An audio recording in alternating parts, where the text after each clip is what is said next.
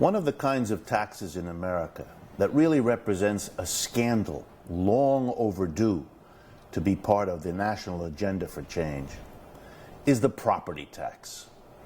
Here in the United States, we use a whole bevy of different taxes to pay for what our federal, state, and local governments do for us. Today I'm going to focus on what the local tax system is. That is, by local I mean towns, cities, villages.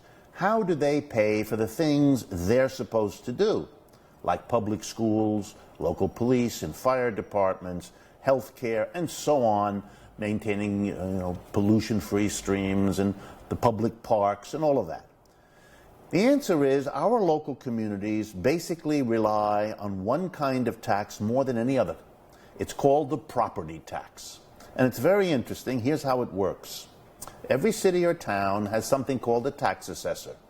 And that person's job is to go around and measure the value of homes, land, stores, factories in the community, property, real property it's called, and then to advise the city fathers and mothers so they can decide how much tax rate to apply to that property. And the person who owns the property is required to pay a tax on the value of the property every year. And that's how cities and towns raise a good bit of the money they need to provide all those local services we all rely on. But here's the interesting thing. It's called a property tax, but it shouldn't, because it doesn't apply to all property, and therein lies the scandal. It applies to some property, but not to others, and there's no reason for this. Let me explain. The first kind of property that's taxed is land. The second kind, structures built on land, a home, a store, an apartment house, a factory. And then other kinds of property are sometimes included, an automobile, a boat, even sometimes the inventory of a business. So those kinds of property are subject to tax. Every year the owner pays a small percentage of the value of that property. And that's what the city and town or village use for public education, fire, police, and so on. Here's the scandal. There are other types of property, and they're not taxed. Let me explain. If you sell a house, let's say it's worth $100,000, and you take the $100,000 and instead of a house, you use it to buy stocks and bonds.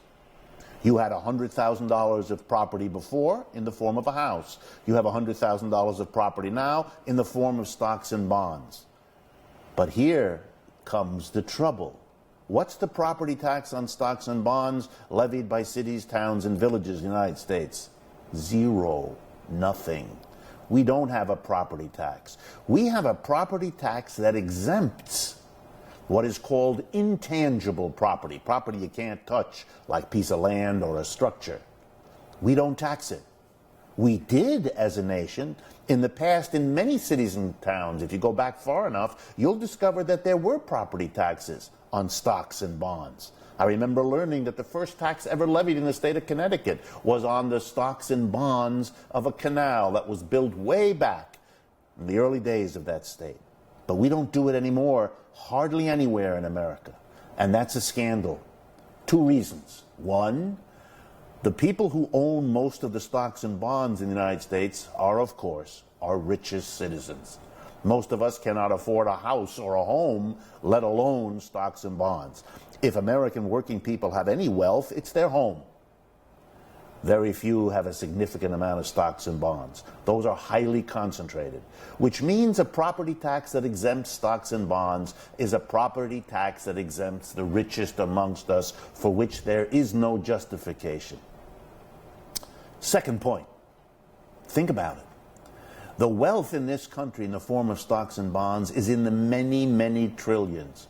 A tiny rate of taxation, 1%, half of 1%, would generate a huge amount of revenue for this country at a time of economic difficulty. Very valuable. And it would come only from the richest, and it would take a very small percentage of their stocks and bonds. It is a scandal that we have not addressed this unjust property tax system long ago.